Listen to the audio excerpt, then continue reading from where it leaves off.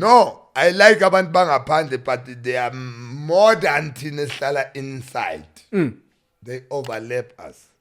Mangabe bangathi bona. Kaw, angeke, wow. Yeah. Ayikabi. Yabona na unendlela kanjani? Angeke uvuma abantwana abayi20 engasaba bakho balo yaphithizela.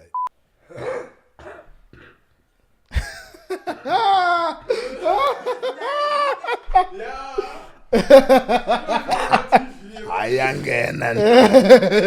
Ikhipha imboza yase lokushi. Nkululeko on Cultr.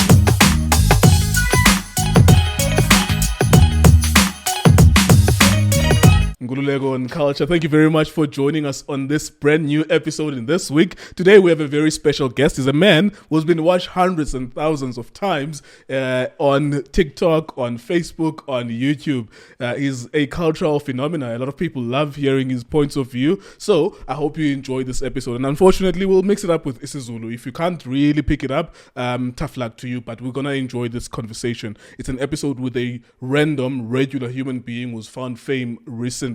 Please like, subscribe, and comment if you enjoy the episode. Co-founder, thank you very much for your time, sir. Gunja the time. Thank you. Ngiyabudela ndiyabonga Cultr Plus. Ushuta ama video time especially ngiqala ukubona ngabo COVID. Ngabona ukuthi time is getting traction uMzansi Afrika yakuthanda mawukhuluma. Ubani oqale ngokucebisa ukuthi let's start shooting lama video la. Hayi.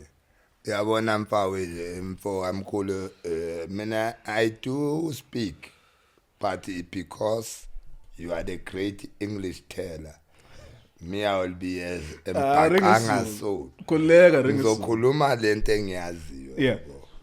Noma election culture noma yini the language engikhule vele ngiphilisa in my life. By the way, I'm Emmanuel Kosnati Shiz. I was born 1973, 21st April. Marumncane. Emncane sansozothi ipipi yami encane. Omncane ngithi time. Omncane. Yadle ntanizele ukuzobukisa ngawo. Yeah, brother. You are 2 years. 1973. Ukhule kuphi? Okay. Ngizalelwa eMidlands, Zone 6, 453B, Khosi Street. Yeah. Ngiqale ukufunda isikolo 1979. Uyazi intwana into engilahisayo. Ukuthi mangicala uyesikele sibani. Ngihambiswa iuncle yami bayilande eNatal ka uZulu boy inuka ngishisene. Askisla. uZulu macansi. Bawungafuni ukuyesikela wena. Nebe ngincane angisazi isikolo phela yonke into ine first time. Yeah. Phela bengina 6 la. Bengakayicabangeli yabo. Bengisayichamela mara mina angaze ngibe nepart lokuchamela ingubo.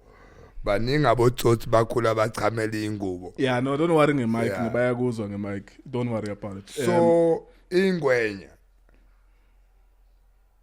bangamisa balandwa undwangani igama lakho yalizwa na undwangani ulandelwe mina intentesi ukuthi ayo angiseske Mara why kuzolanda umuntu eKZN ngo1979 the man great family igela bezingekho end of fire bezikhona mfana mbekona inhlabangani Thobeka Midlands High inkonjane plenty schools were there because me I was grade R mara boma 1970s bengeke grade R serious it's a new sub A no sub B yeah begino sub A sub B standard 10 standard 1 I have a grade R grade 0 grade 10 yeah mina ngicethe isikolo ngina 16 because bengipromotwa shooting ngifunde usap A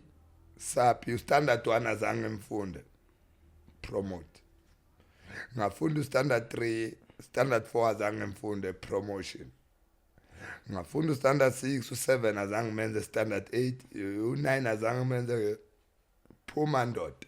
Why? Olet wakho I bekuyi-principal or was you were a good very student? very serious for education. Funa ulwazi. Phela ungakhohlwa ukuthi a man human mind ingqondo yomuntu it needs knowledge and information. That is why some people they watch television, they need some knowledge seeking in style. Because when omunye angalibonanga uzalo today, maybe it's an episode on TV, he becomes very sore. Yakwata. Anger. Yabo? Yeah, let's go back to iskele. Iskele Yeah, so ngentwana yami. ukhuluma ngokuthi bewuvaya grand iskele. Bengivaya grand ka bengipusha And you ntwana. completed matric una 16. Baba, ngizalwa uSipho Sithole. Time lam beku principal. Mara That's why big promoter. Bekuyi Hayi corruption. favor ubabambe Bekuyi corruption. bekafundise Natal ubabami. Yeah. Mhlambe bekanama sidekicks akhe. Wenza ama phone call uthanda. Yeah, mara bengeke ifone. Bekusabhalwa ama love letter baba.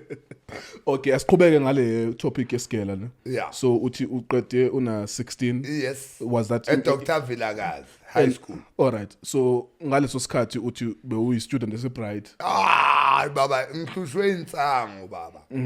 Serious. Phela mina ngo-Emmanuel Shezi sikananda.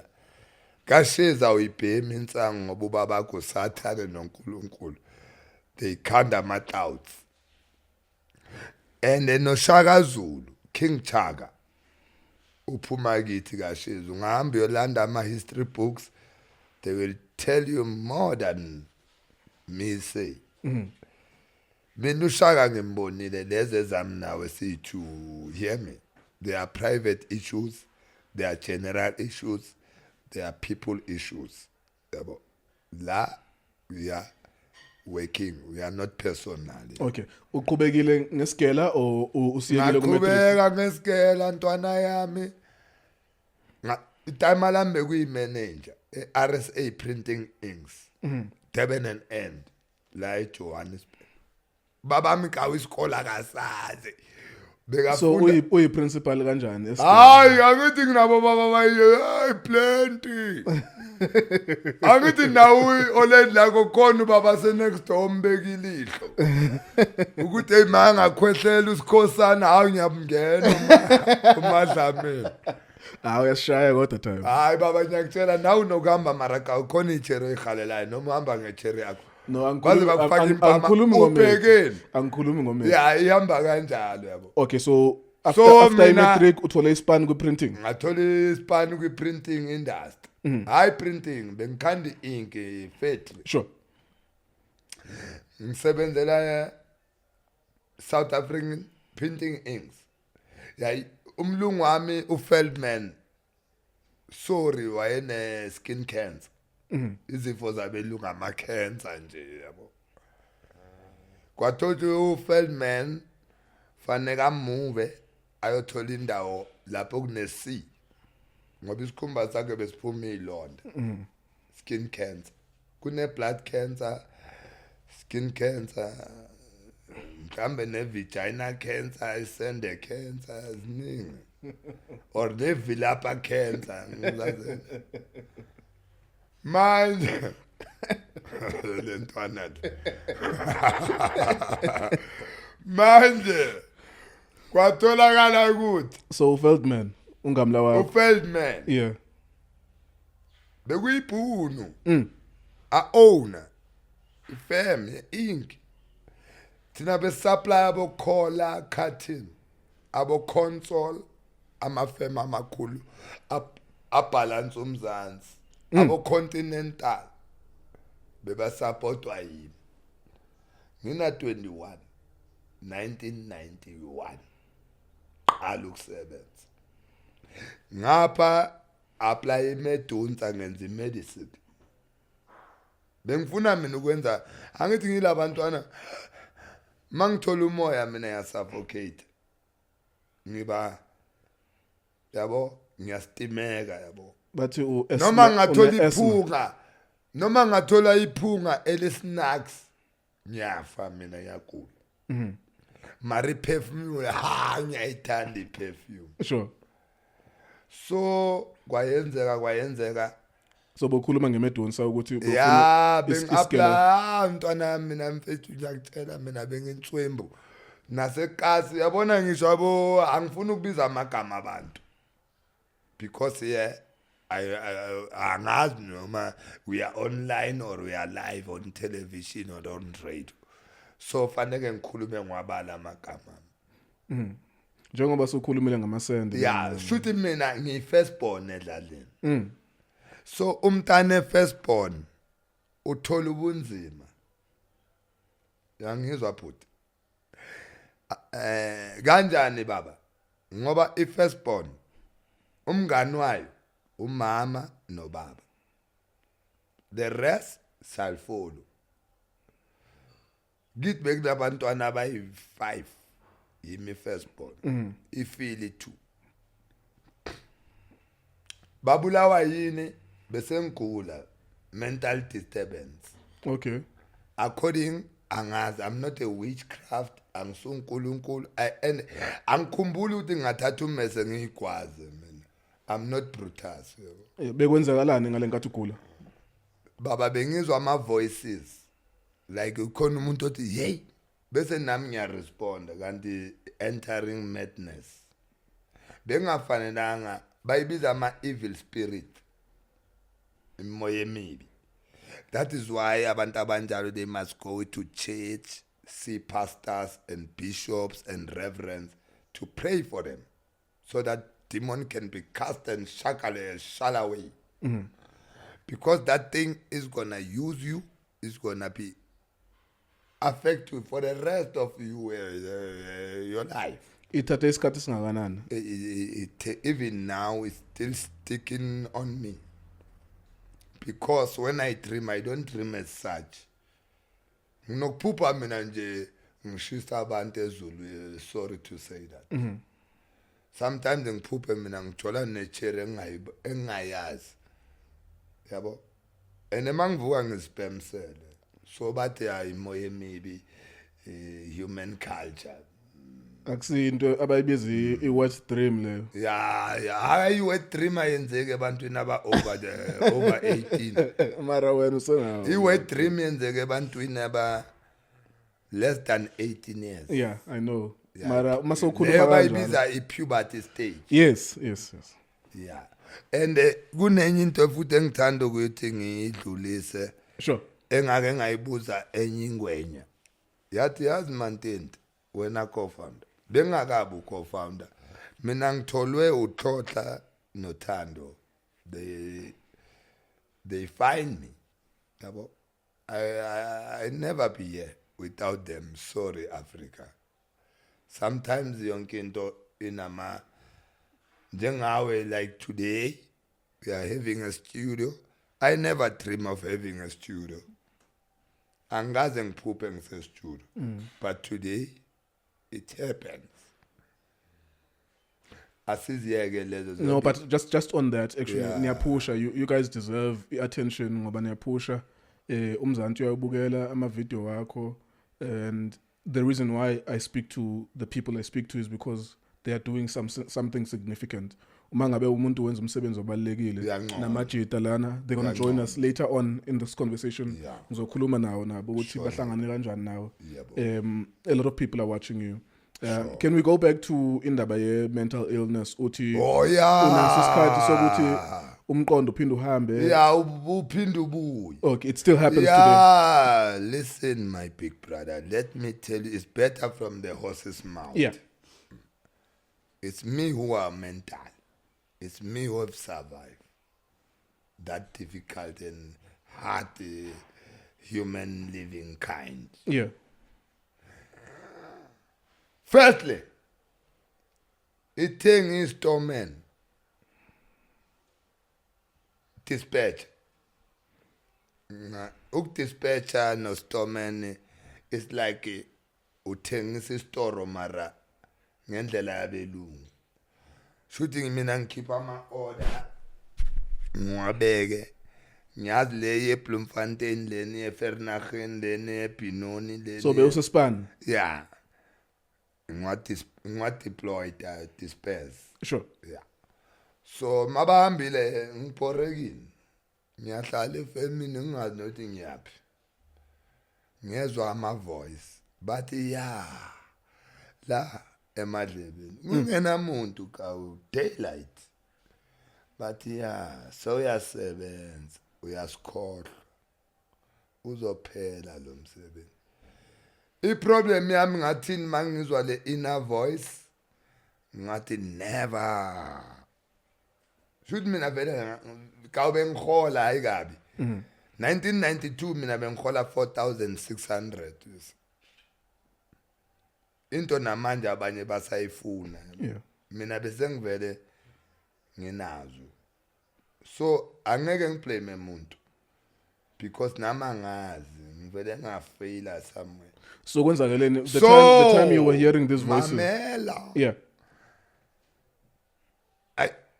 Ngiyezwa ukuthi no, I'm not feeling right now. Ngihamba ngayo kumama no babami. You know what they told me? Mantente yeke insangu. Ngathi ma akusinsangu lezi zinto engizwile. Bekwabantu mara ngibaboni. I can never touch but I hear them. Ngesilungu sama psychologists bathi schizophrenia. Schizophrenia, you hearing voices. Ungakwata maya kube nabantu asibaboni. It's like ukuthakatha, cursing, witching, bad lucks. The costly of fucking relationship between human and soul. So nga-admitwa bengakabi Chris Kane Baragwana Hospital. Yeah. Ward 88 eMahlanyeni. It was the last ward of Baragwana Chris Kane Hospital. Mental Institute. Ukhandwa kweBarabo G1, G2, G3, that building. I was there. Bengumntwana wasesibhedlela. Most of my life ngiphile esibhedlela phela. Angaze ngayechele, angaze ngajola, I'm so raskis. Hayi ukuthi anginawo ama feelings akukho. Ubomi bakho bonke zangojola. Angaze ngijole no Brenda, I marry her, lovely ngangcwaba nomama ke, they know me. Ngomkhwenyana, they are deceased now. Ngihlala naye nama problem in faculty yakhe. So ngiphumile endlini yami ngahlala emkhukhwini, but on the same yard. Sibuye court sa divorce no Brenda separation, but isichere akafuni ukungicherela. So ngathi azukuthini ngiyaphuma, wathi kimi ngizokuthengela abantu bakubulale, angeke uphile kamnandi. That is why nga retire ngathi athi ngihlale lemkhukhwini ngoba noma ngathi ngiyathutha or ngiyayithengisa indlu kuyoliwa. Prevention is better than cure. Ngagula eBara until I was transferred to Krugersdorp Mental Institute, Sterfontein. Yilapho eSterfontein bengena in and out. Baze bang approve nge-DG. Yayazi DG, disability grant. It was on 1995. Senginomntwana wentombazana uSihlo Precious. Owakho no Brenda. Yeah, maybe I'm not sure. Ubani uma wakho? uBrand nomkhosi ungwenya umtimanda umbambo. Okay. Umbabani uSwati. Manje kanjalo. Futhi naye uBrand azange ngimshele uyo wangishela. Ngabe ngimuhle ngisexy. Askis for we pray. Yeah. So, bang admit Sterfanten until they retire. Uyazi into yokugcina bangenze yona Sterfanten. They ask me another different question. Angithi uyabona ntwana yami mawugula. Kunama male nurse, kunama attendants, kune social, kunabo doctor, kunama nurse. Yonke into oyishoyo bayibhala phansi. Noma ungathi mina ngukata maparpatar. Bayayibhala. Ukuthi masophilile. They wanna prove to make sure ukuthi we are still alive. Bazo angiyifundi leyo nonsense baba. Mina bathi Emmanuel, do you feel like Jesus anymore? Ngathi no. I was ill. Yazi bathini kimi? They become angry and annoyed because bese bane file lam 10 years terfande. Bese ngumntana wakho. Yeah. Ngabaphoqa. Yazi bathini? But Emmanuel, we're gonna discharge you and release you to go into your people. But when you reach 45 years, your brain will suffer. You're gonna collapse. We give you 700 per month, 1990. Yeah, just speaking into the mic. Yes. Hey, phela mina ngicwala ngabani. So mabe release bebabona ukuthi ingqondo seyabuya. Okay. Because now bese ngikhuluma izinto ezibo bese ngikwazi nokufunda ama drama magazine. Oh, nice one. Kulabo male nurse abeyazi. Ucabanga ukuthi kwenzakalani ngawe? Vele. I was cursed.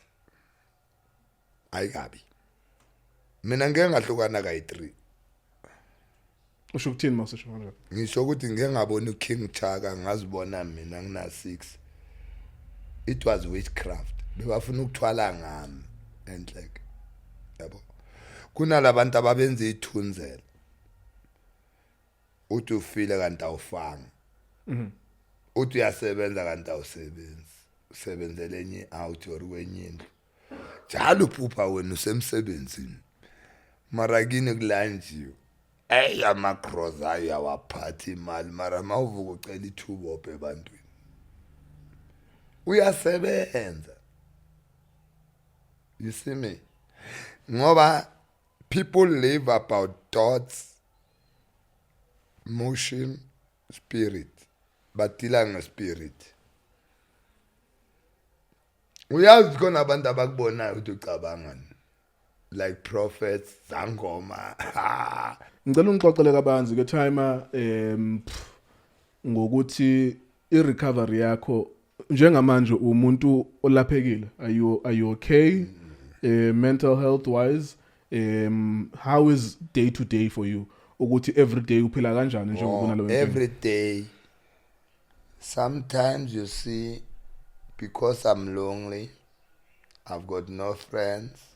Not that maybe I don't like them. Yeah. It's because I was born like that. I was lonely before I was born. I'm the firstborn, remind you? Yes. Out of 5. Yeah. You were saying there were 5 of you. Yeah, so yeah. I've got some loading on my shoulder. So uphila kanjani every to day? watch my brothers in Kataba for it. Yeah. So asikhulume ngokuthi ispani ispani ngisebenze CWP cleaner Popeye. No, besides ukuthi bewusebenze kuphi? Every day mawuvuka today how do you earn a living? Uphila kanjani? Ngisebenze CWP schola besicale mina ngicala ukusebenza CWP yini? Community working program. Nenza laba faka ama orange abomvu. Okay. Angithi abafana kune EPW. Ngazi EPWP. Yeah, leyo is under yabo thina sihola less than indigents. Sure. So wenza nekasi every day. O stop ama-pampers shanele ikontiri clinic ganga. Sure. Ama-kliniki ibhedlela nogogo mayengenamuntu siyahamba siyomsiza kuney'chair ziyamwashela uyabona ney'pinishi siyazama insimu gardening mara sinama-fundsing nama-support uyabo Mara ikhona into oyitholayo lapho. 800 sicala ukuyithola this year. Okay, and bewuqala ukuyipush i-project since last year. Sengina 10 years to 2012. 2012. Okay, that's okay. At least you're doing something. And then bewuthi umuzi lo uhlala kuwona manje unomkhukhu ohlala kuwo, but it's your own house. You had to break up with your wife at the time. Ngubani ohlala ngaphakathi endlini? Uyu Brenda nabazukulu. Okay, niyazwana kahle. Siyazwana ngesitayela. Kanjani? Shuthi mhlambe mangimbona hale phela ayikho into esikhuluma. Okay. Nale ntwana lezi zambile zawumtshela zaqamba amanga ukuthi mina sengithole 10,000 kanti 200 asini awavuma amajita nje futhi ngithi uzobabiza. And then i-relationship yakho no Brenda. No, it's very fine. No, because yes, I hear what you're saying, but bengifuna ukubuza nje ukuthi nehlukaniswe i-mental health yakho ukuthi you could not maintain a relationship. Whoa, let me tell you. Okay. Wangithola nomntana next door. Sihlele. Vele ngathi kumcabuza phela bengivele sengilolu. Ngizama ukukhipha umchezo. Mara zange keep umchezo. Besaqala ukuba my friends. So yena because people are judgmental. Like now, mabanga kubona nje uhamba nechair sebathi somngene kayingaki yabo. Kanti usizwa abantu mdophe lapho mbambisa ama plastic. So uthola imali mathokotho yabona life luxury. Maria vuma ukuthi you were cheating on her. I was never cheating. Uma ekuthola ucabuza nomuntu. Azange ngibambe ngicabuza, hear me nice. Maria vuma wena kule interview uyasho ngomlomo. Yeah, le mntwana ngamcabuza. Yes, so that you were cheating on Brenda. No, I was thought and thinking of cheating because he was useless for me. Brenda. He was good for nothing. Why? Because he doesn't approve and approach and love me. Beniloko nixabana. 25 years. So yena wathola i-advantage yalo mntwana. Passport yakhe. Until siyoreach ama-lawyer la eKagiso. Sibuye ama-lawyer court 2 times. But esichera akafuna ungichera. Ngathi mina kuthengiswa indlu. Wathi never yabantwana ngathi Brenda sinomntwana oyi-1. How can you say abantwana? Ngibalahleleni. Yabo. Umntanakhe wangilanda uSihlo ka 1992 na 30 years sebenze esipaba aqede umgane promotion nazo ngizibamba ngiyayibeka indlebe ebondweni ngiyazihogela lenda umntanakhe sekuyimene utshela umntanakhe ukuthi baye kumsebenzi angazi bafuna ukuvula ngivele ngathi hey ayikho into enzoyivula ngingafundanga nini. Okay, asixoxe ke ngendaba ye content. Ulana manje because udumile. Ushoot ama video namajita. Ngeke ngakubona ukhuluma ngeflag ye 22 million ngahleka lapho. Wazini ngeflag ye 22 million? No, iflag ngilandwe yiwo iplaza amleze zingishuthayo ze gas makers. Mina ngithi TV yami ishile ngizoyilungisa na. Kunzima baba phezulu kwe600 ukuthi ubhadale 8,000. Sure. Ingakuthatha 10 years yabo. So iflag ye 22 million. No, 22 million mina ngishilo ngathi umphethe is fucking sickness. Through government and propaganda and parliament umphetho. Nawe mangabe uyayivuma uyahlanya.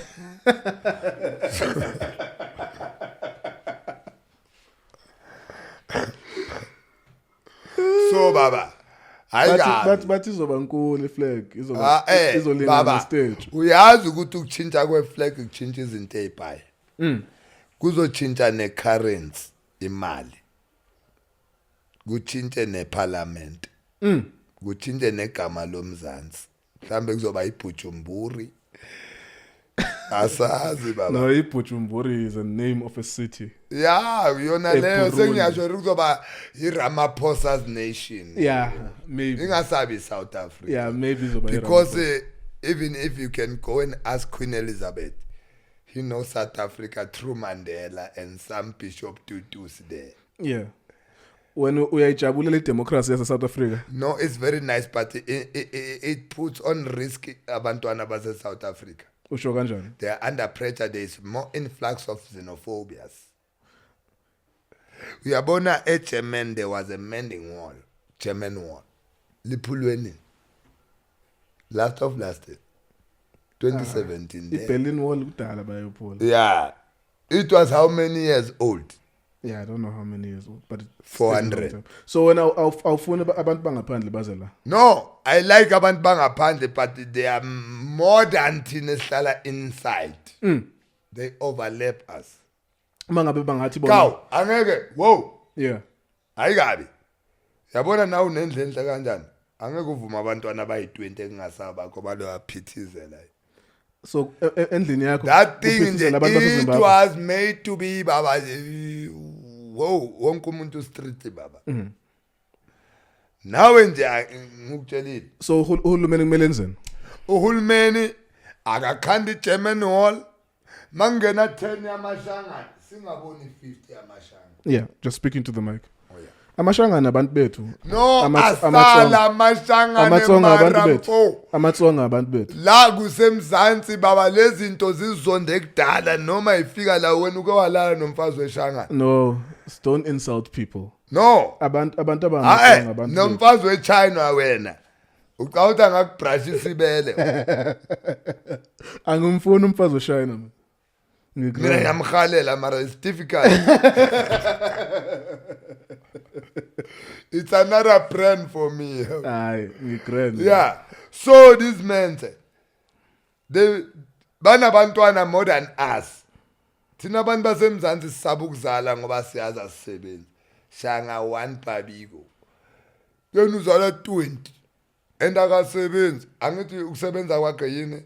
Uphusha thina emzansi. Bantwana babo banenkani kabe. Niphilisana kanjani eKasi? Kaw. Yabona la engihlala khona. Asikho isikolo samashangane kaw. Ya wena mhlawumbe uhlala le zikhona kini hayi lapha e2 and 3. Dai 2 and 3 ngisho samaXhosa sikho. Kunesabetswana namazwi. Yabo. Saxabana thina.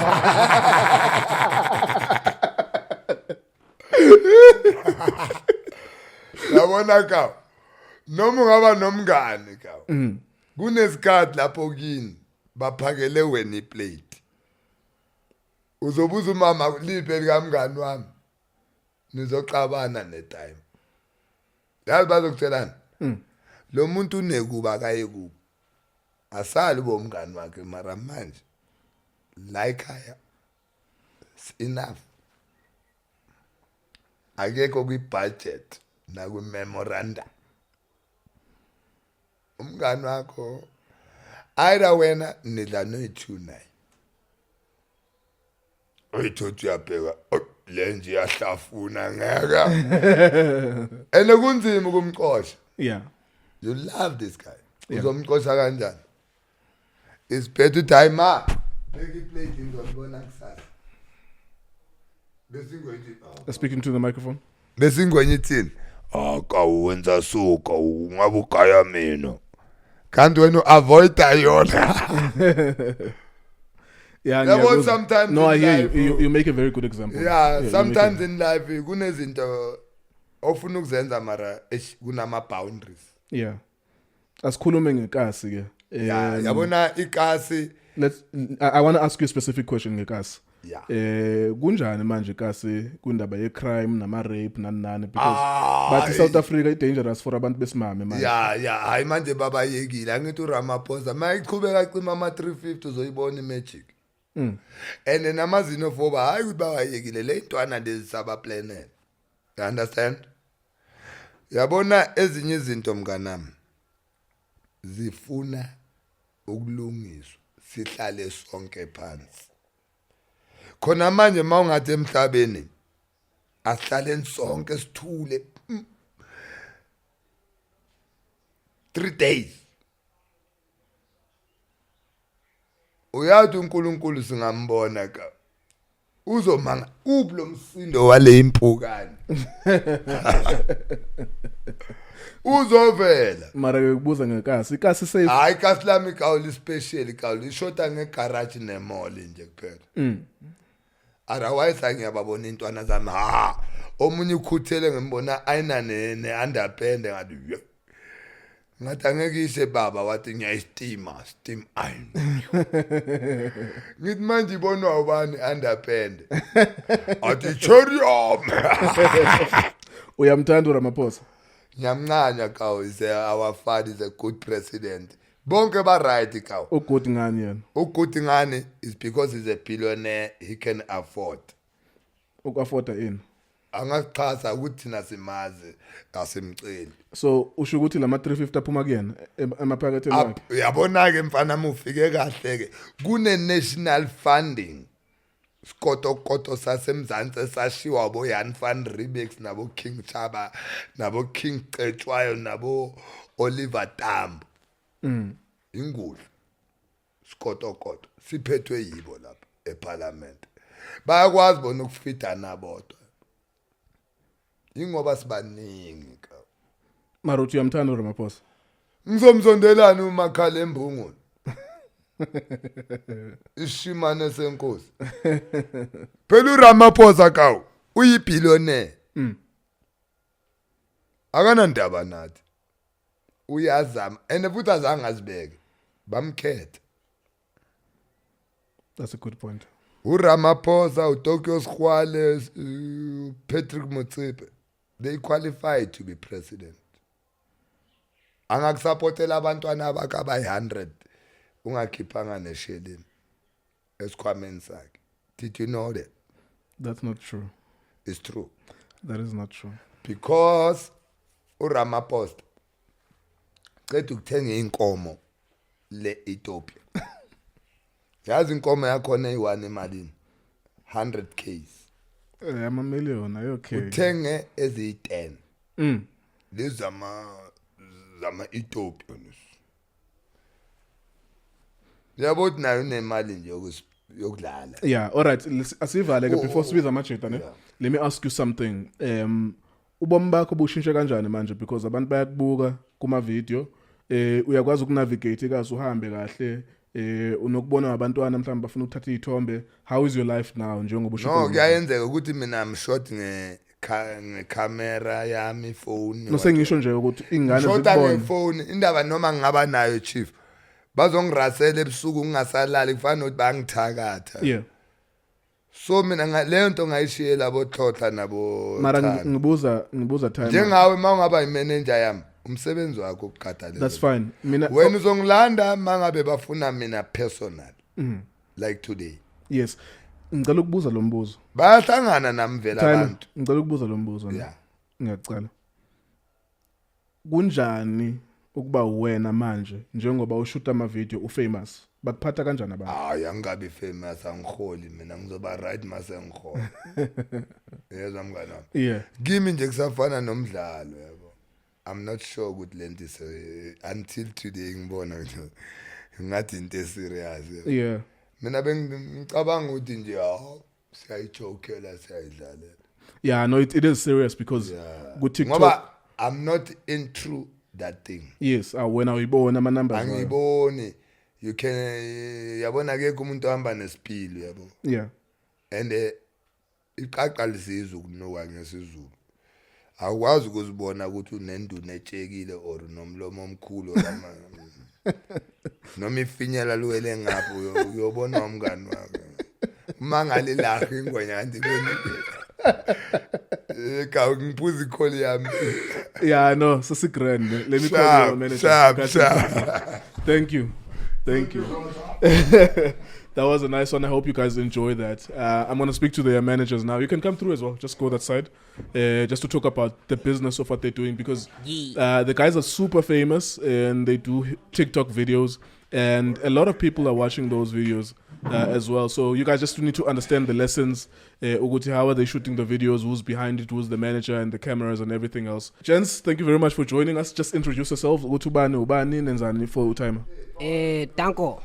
Igama lami uThando, but wonke umuntu ungazi ngoSkinny. Sure. So mina usually ngihandla i-production, yabona, head of production, yonke into when it comes to producing ama videos, content nani. That's where mina engidila ngayo. Okay. Okay, so mina igama lami Nkululeko, also known as Washi Rams as an artist, yabo. So now I'm more into the marketing, the PR, and the social media management. Okay. Yeah. All right. Let's talk about the social media. What are his numbers now on all social media? Okay, across all the socials, I think it's TikTok ngingabona 150,000 followers. okay. Well, we have someone who created an account for the co-founder, and so he's just taking our content and That's not the original content. yeah. From So you guys. the original content is like 200 Kasimakas, all pages, TikTok, Instagram, and Facebook. 2 and 3 Kasimaikas, Kasimaikas. I saw it yeah. on YouTube yesterday. I Yes. saw it 2 and 3 Kasimaikas. Yeah. Okay, and what are the numbers there? How is it? How was the performance of the videos? Okay, so like we didn't before we didn't focus on YouTube that much because we really didn't understand because we were more focused on doing the content. Yeah. Because one thing we love our Kasi too much, and when we started, we were not about the money or the numbers. Sure. We just wanted to see our Kasi being out there. Oh, yes, and yes. showing the talent until we met the co-founder, and we were like, okay, here's another lane. Esingayithatha ukuthi sifike lapho sifuna ukuya khona. All right, Tando, just talk to us about the day to day. Nimshuta kangaphi timer, and is it the only person that you are shooting? How many times do you do it per week and stuff like that? Alright, so initially when you 2 and 3 Kasimaikasi started, our initial thing was ukuthi we wanted to create opportunity for our Kasi. Yeah. We saw talented individuals everywhere we looked at Kasiletu, but then they didn't have ama resources or the know-how to actually, get their talents out there. So Kasimaikasi, when it started, that's what we wanted to do. Sibonisa abantu Kasiletu ne talent labantu. And then when we started, the first videos we did was we went around the Kasiletu. It's like one thing you love about Ikasi. So random people like Kasile, share one thing you love about Ikasi lakho. And then I share. That's where we actually met the co-founder and we asked him that first question, and then he responded to people just started loving it was him. mad. So day to day, co-founder shooter once a week, every Thursday for content here Monday. But then we've gotten into a groove now where we also have videos that Nama videos is so a poster 2 weeks from now, 3 weeks from now. Sure. Just because we are always shooting content now. Plus, just based on shooting it's just camera straight. And then Yeah, it's a pity as well. I just want to address this, that there's someone on a TikTok, 150,000 followers on TikTok, and you guys are not benefiting from that, because I thought it was him, actually. And TikTok has a lot of that, because even us, this channel, Nkululeko on Cultr, there are people, and I like it when they use our content and then they add the links. But for you to pretend we're now co-founder, it's a different story altogether. What has been the reception from abantu benu baseKasi? Because I was trying to understand it from him. Ukuthi manje bamphatha kanjani since bemazi, and also I can imagine with you guys ukuthi kuzoba ne pressure yokuthi you guys are having so much views, kusho ukuthi you're making so much money. Where is the money for him? Yeah, I can take the answer from the two of you. Okay. So, Mina, I would like to start with this one here, Yes. TikTok. Ne? So we had this guy was inbox whatever. I've started this page for co-founder because I see what you don't have a page for him. Yeah. And we're like, no, this thing that we have started is not only about the co-founder, it's about it 2 and 3. 2 and Yes. 3 is a community, ICAS, because ICAS. We are doing this for the community. Co-founder is there to represent ICAS, and we push kahle ICAS liyakhula through co-founder because the following sithola kakhulu through yena yabo. So no, we'd like you to take it down the page because that's not our initial plan yabo. Tina, we want to push it to enter Kasimakas. Co-founder is one of Is the part of the community. part of the community. Yabo. So what now? I can even sell you the page for 150. We're like, you know what, dude? We don't want the page. Tina sfuna nje uthatha ama video wethu keep lapho. Tina will continue doing our things because it is sebenzayo. Okay, so going back to indaba zemali, I think that's what we asked. First reception ekasi ukuthi manje maybe they think he's popular, and there could be pressure as well on you which you guys are making money from his image.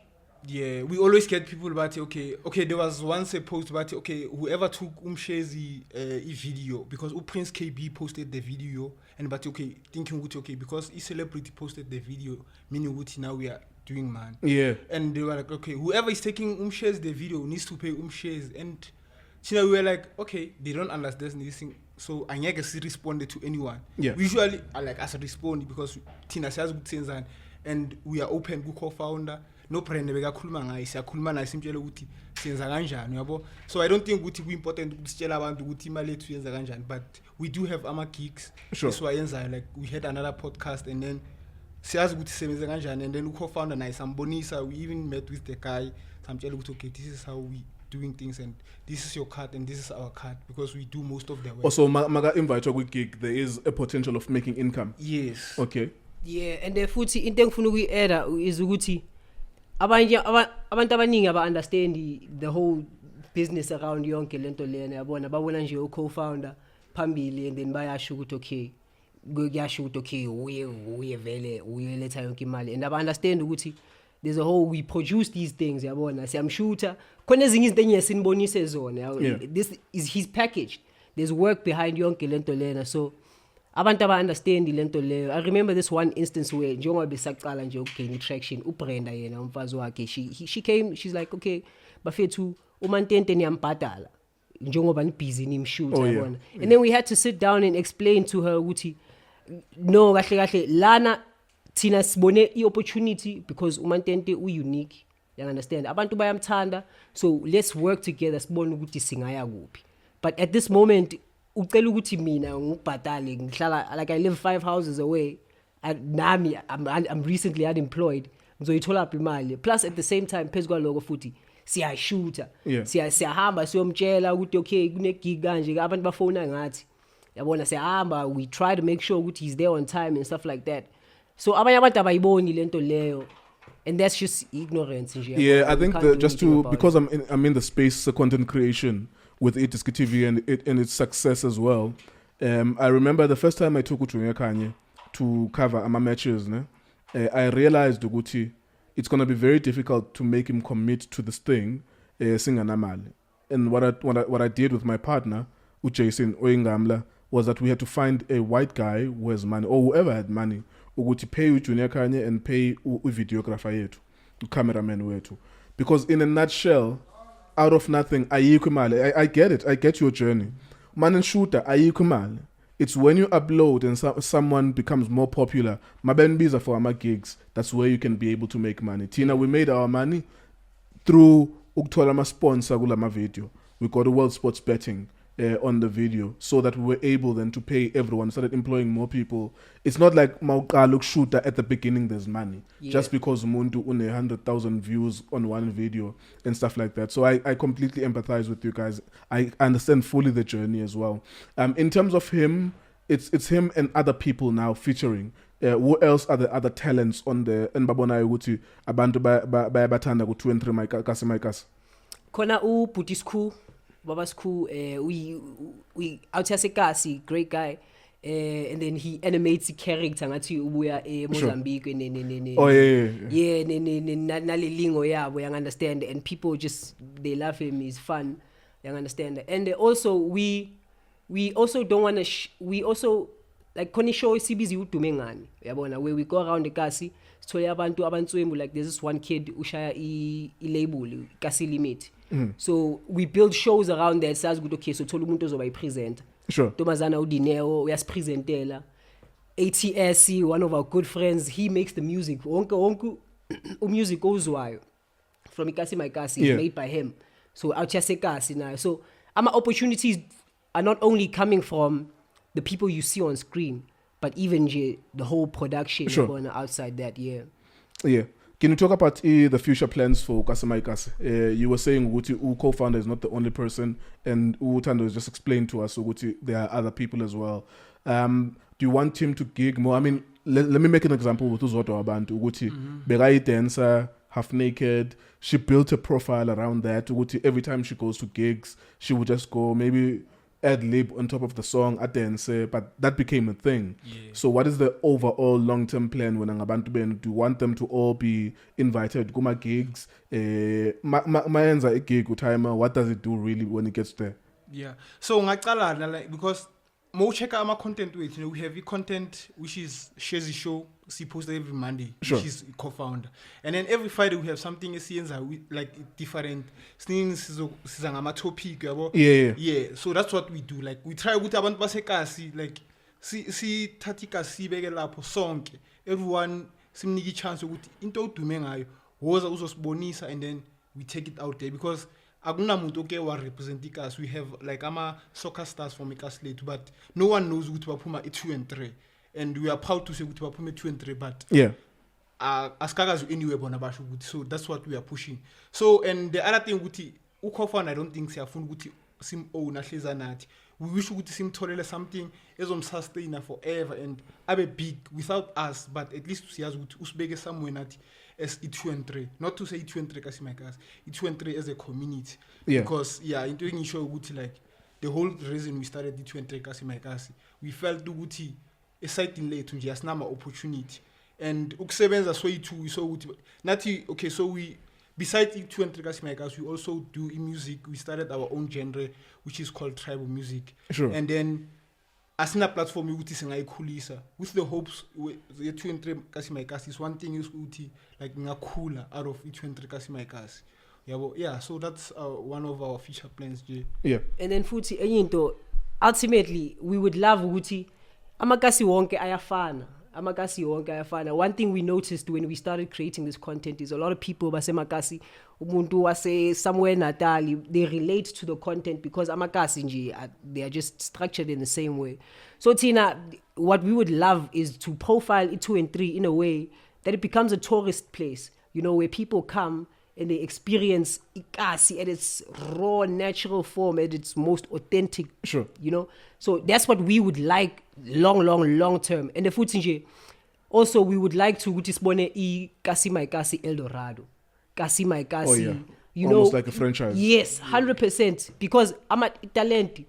Umantente is a unique individual and he's extremely unique. But then there are also other unique people out there that just need that spotlight. And all right. Let me ask you guys a last question then. Because, I've interviewed thousands of people in my football life as a journalist and now. And it's difficult to navigate Mantente. It's very difficult to bring him back when you're interviewing him. How easy or difficult it is to work with him? Yatolagala on time, manimfona. Can you be able to instruct him on camera? This is what we are talking about. Don't talk about anything else. Just give us an insight on how easy or difficult it is to work with him. It's easy because it's easy in some extent. Like yabona maseka masombambe nge-topic and seka ibambe nge-groove uzokunikeza lento leyo. Like once he's there uzokunikeza lento leyo. But the difficult part is yonke into around it, yabona. Ezinye izinto like yena singamshoota sishoot video ya 20 minutes yonke, but nina maybe nizobona video ye 5-7 or you minutes. have to trim it out. You understand? Okay, this is too much information. Okay, okay, yabo. So kunjalo. And the easiest thing about it is uhlale kaslam. You understand? Like uhlala lana. So siyazi ukuthi maka ngekho la ulaphaya. Oh yes. And siyazi ukuthi every Thursday after maka qeda ukusebenza i-CWP siyazi ukuthi ngalesikhathi lesi ithiya somthola lapha endlini or somthola kuphi yabona. So we just try to create the most frictionless system nje around here ukuthi yena uyazi Thursday siyafika simshute sihambe. You understand? And then ezinye izinto vele zinzima when it comes to, that's why ezinye izinto singakwazi ukubranch out to other forms of content because siyabona ukuthi okay izosinikeza ispani esibhayo. You understand? We have to imagine sekahleli phansi. Even if you wanted to do an hour show with him once a week, it will come with some challenges. Yeah, so there's a whole lot of barriers around that, and we just have to sit down and spare which is the most frictionless way to actually maximize viewership. Abantu bamthanda uMantente. And yabona wonke umuntu ikasi lethu 2 and 3 liphakame libe grand. There you go. Gentlemen, thank you very much for your time. Just last one as well from us. don't worry about the language that was used here. Don't worry about that. You can even see umantendo ukuthi time enjani. But some people are not as cultured as you and I, or as politically correct as you and I. Makakhuluma ngamashangana, don't worry about that. I apologize on his behalf on that. I don't think he means any malice. I think if anything, it's us people with the cameras who put our cameras in front of him and put him under pressure to say these things. But don't worry about it. Don't mind that. Thank you very much for commenting, liking, subscribing. Thank you very much for being with us. Enjoy the content. Boom.